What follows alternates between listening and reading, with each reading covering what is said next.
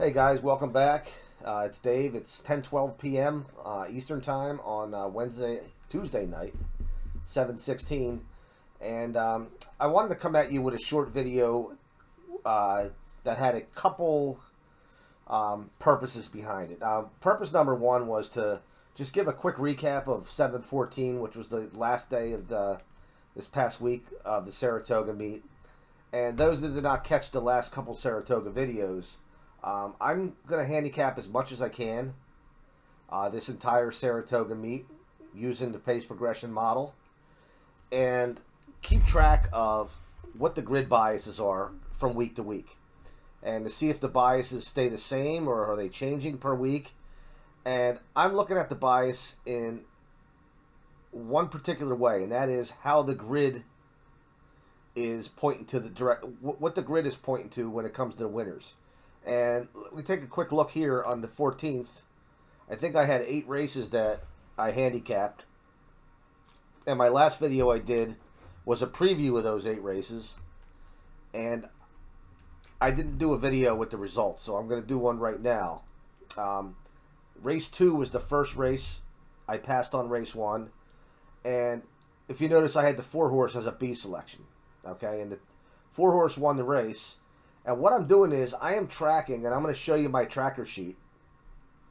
I'm tracking based on these wins, whether I have them or not. If there's something that stands out about the winner on the grid, I'm making sure that I make note of that. And if you see here, the 4-horse, it's a 6-furlong dirt race, or 6 furlongs on the main track. And the 4-horse, not only was he showing up over here,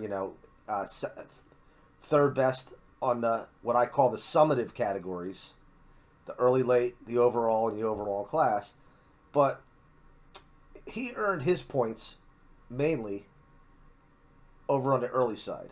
And unlike my old grids or my old data tracker, I'm not tracking these category by category, EA, BC, EB, EC. I'm tracking this whole section here in pink as an early section. And I'm keeping an eye out how many points the horses are getting in these categories. And here's what I mean by points. Not these points here, 95, 96. I'm keeping a track of being at, I'm identifying 4. If there's a close 4th, sometimes I'm only identifying 3, such as this here. If the 4th one is not within 5 points of the top, I'm not even identifying it, okay? So again, there's my new rule looking at this.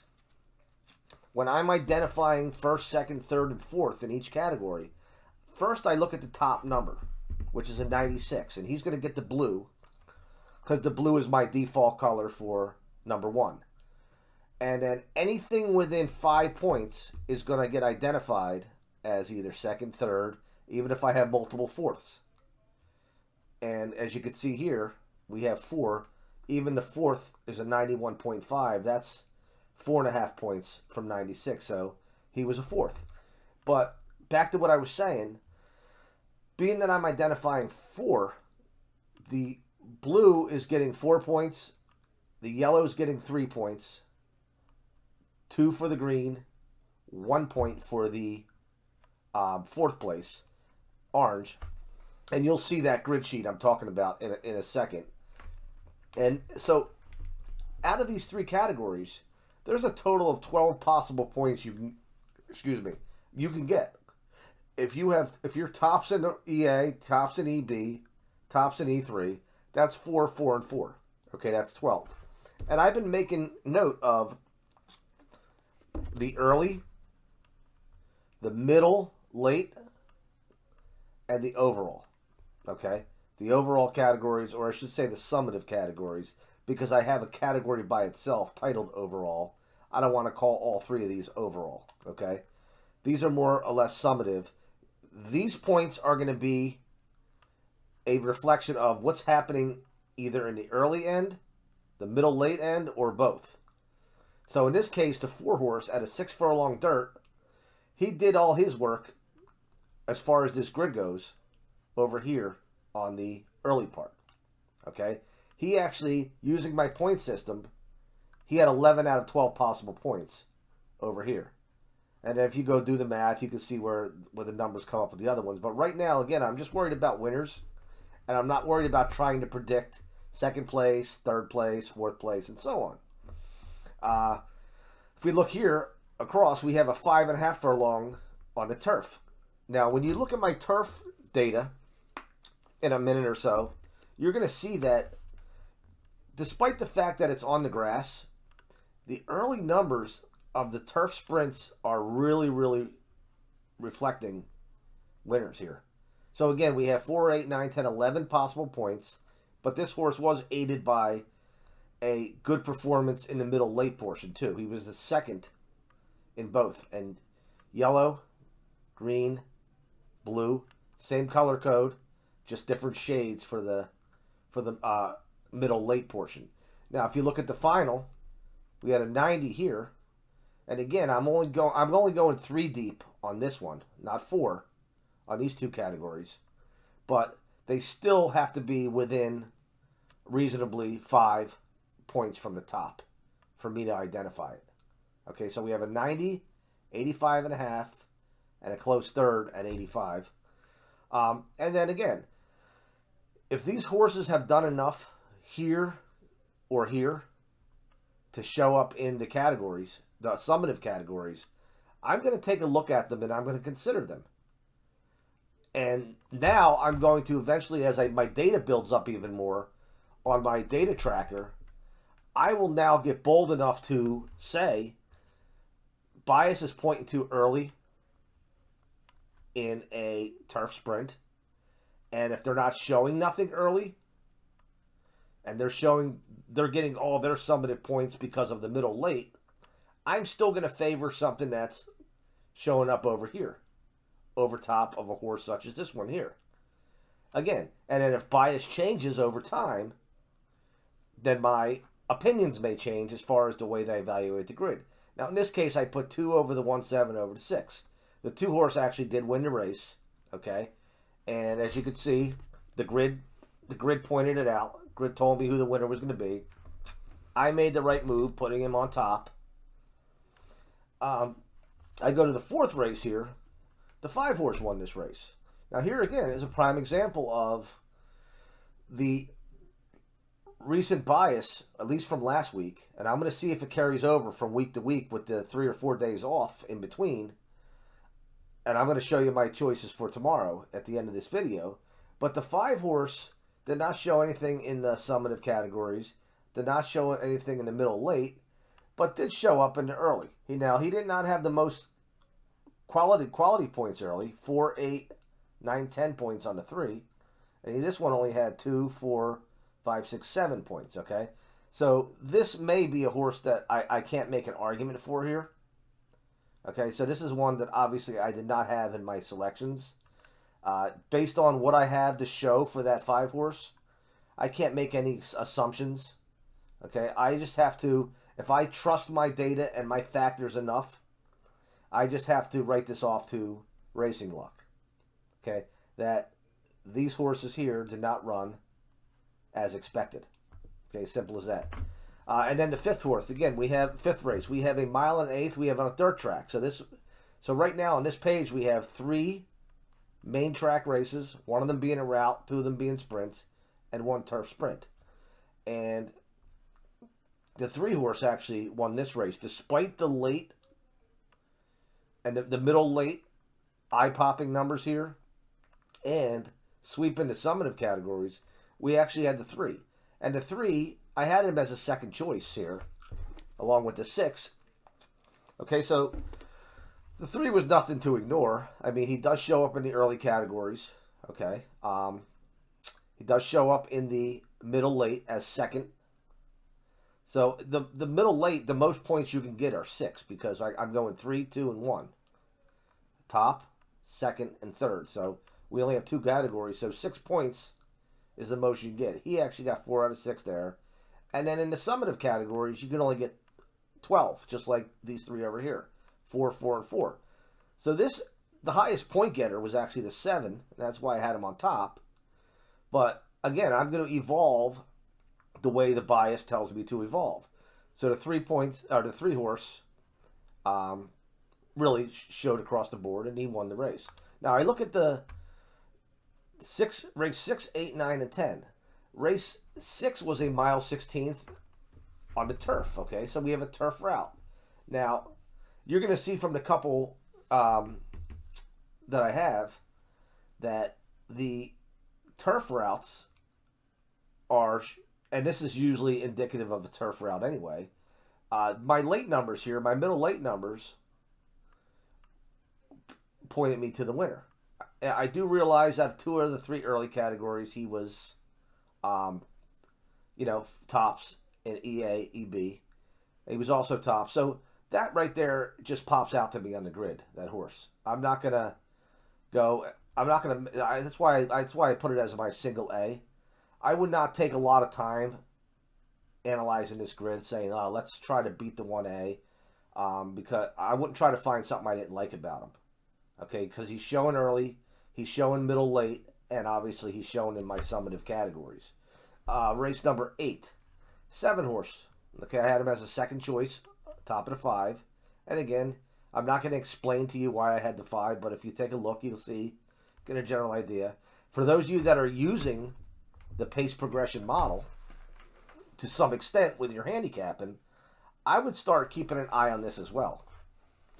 Go in with your own bias based on what you've tracked and what you noticed throughout the week. Now, it's difficult to do this for every single track. If you're somebody that plays multiple tracks, I'm not saying it's not possible, but there's a lot more legwork that goes into it. I'm committing myself to the Saratoga. As I said in my last video, I'm not betting every race I play. Value needs to be there. But at the same time, I'm still tracking what direction are my grids pointing me in the right direction, and to what percentage of the time are they pointing me in the right directions. 5.5 furlong turf.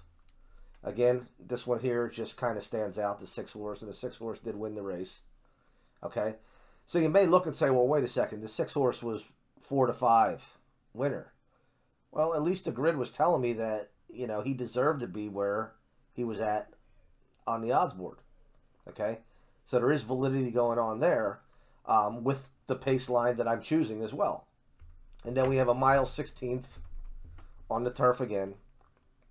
This one here, I selected the 10 horse because of those middle late numbers, and the 7 horse won the races there.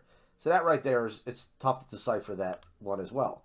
I do have tomorrow's. There were only 4 races that I felt fit my handicapping method that I'm using right now, and because these 4 races had clear, concise data where I could pull these factors out of. Okay, I didn't have to root around or take guesses on anything. I was able to find some pace lines, and that's race number 4, 5, 7, and 9. And it's early in the week. I'm not concerned that I wasn't able to handicap 7 of the 9 races. These are just 4 more races I'm able to add to my data, which again I'm going to show you in a minute or so. But if we take a look at this real quick, if you want to follow this tomorrow, the 4th race, 7 furlong on the dirt. So I'm going to lean toward the 5 and the 8. I'm leaning toward the early factors. Okay, the early factors as of right now in the sprint races, whether they be on dirt or whether they be on turf, I'm not necessarily concerned anymore right now to this point what's going on in the middle late segments here. If they're showing at least 10 points over here, such as this 5, 4, 8, 12, or such as this 8, 4, 3, 3, they're going to be near the top. They're at the top.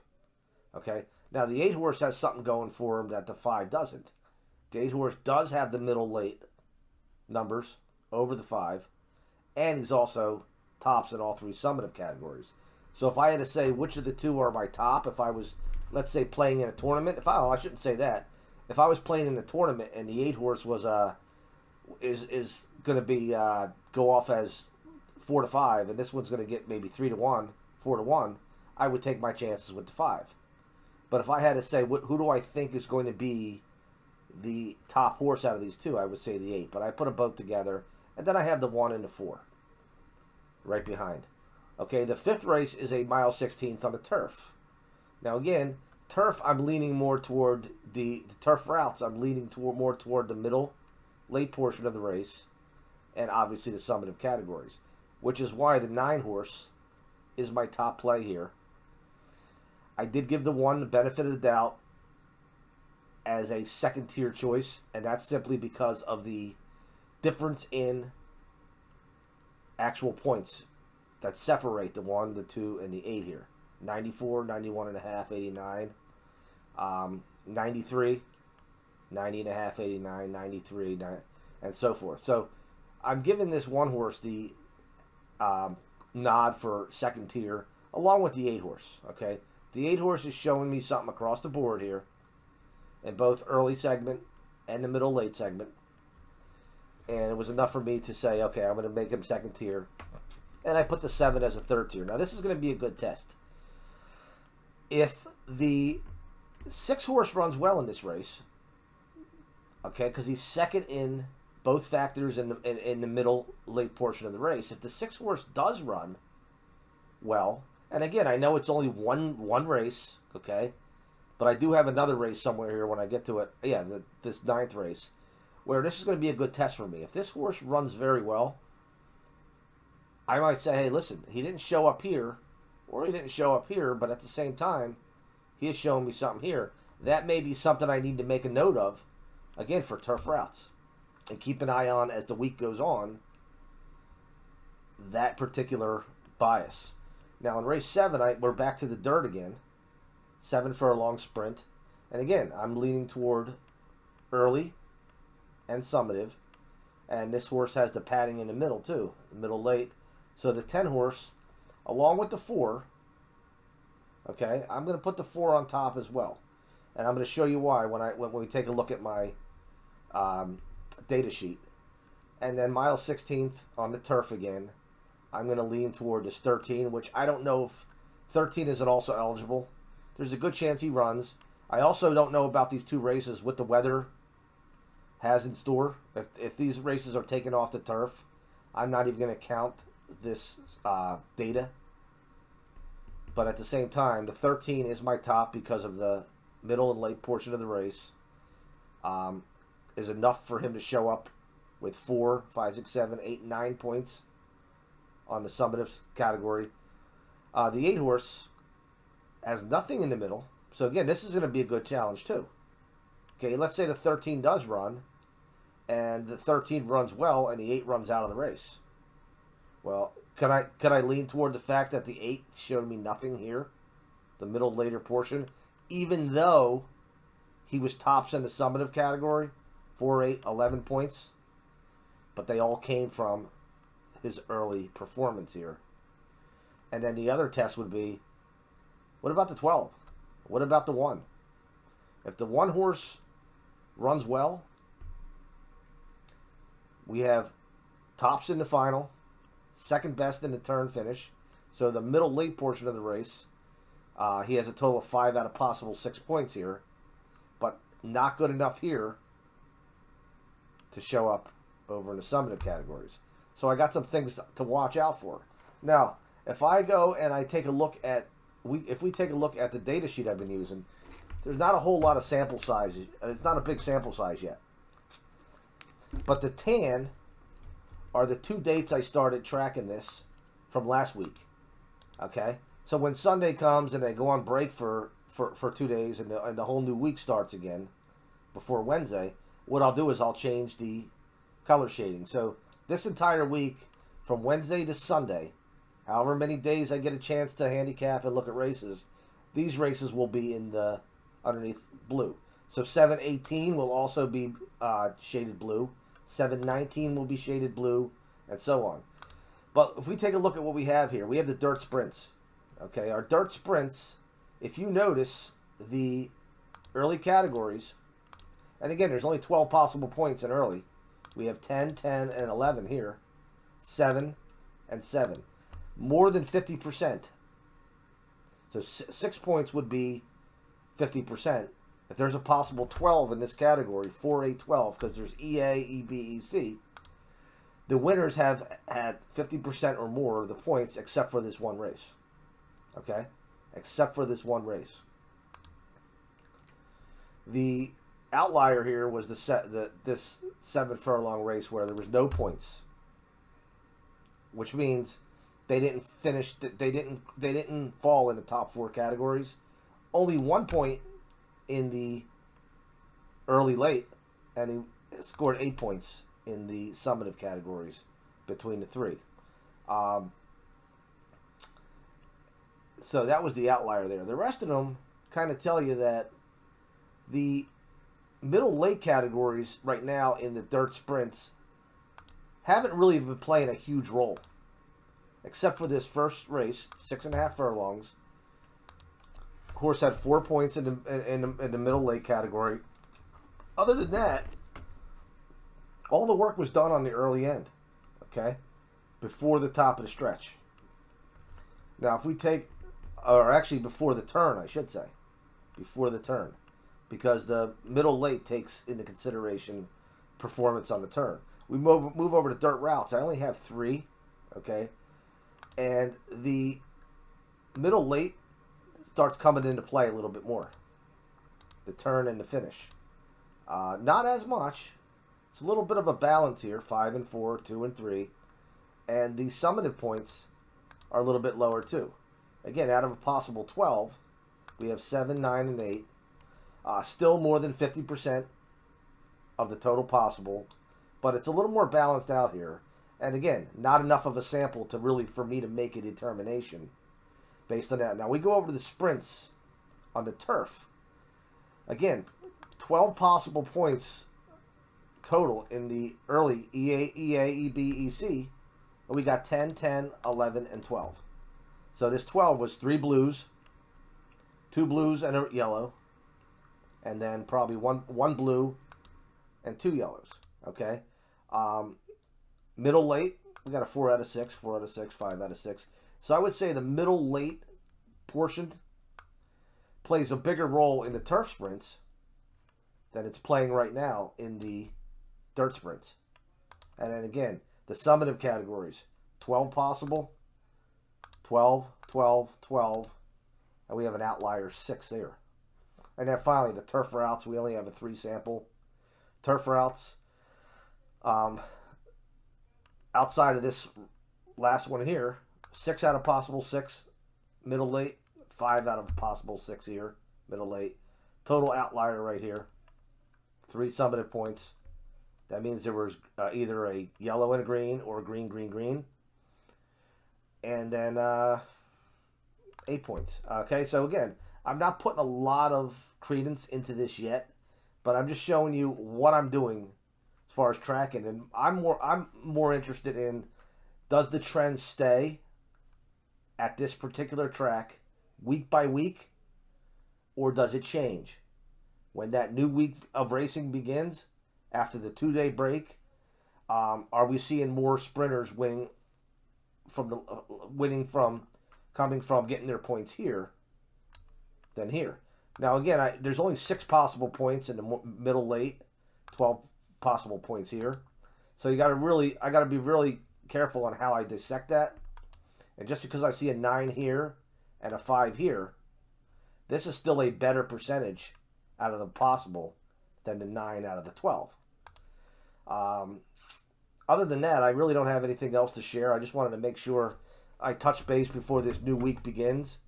My next video, if I feel that Thursday produces enough races for me to handicap, I'll do another video tomorrow night, not only showing you those Thursday selections, but also showing you my additions to this particular sheet and how I did on the 4 races here on the 17th. Now, for those of you that are not using pace progression right now and have been following the videos and are somewhat intrigued, I do have the pace progression model in book form now.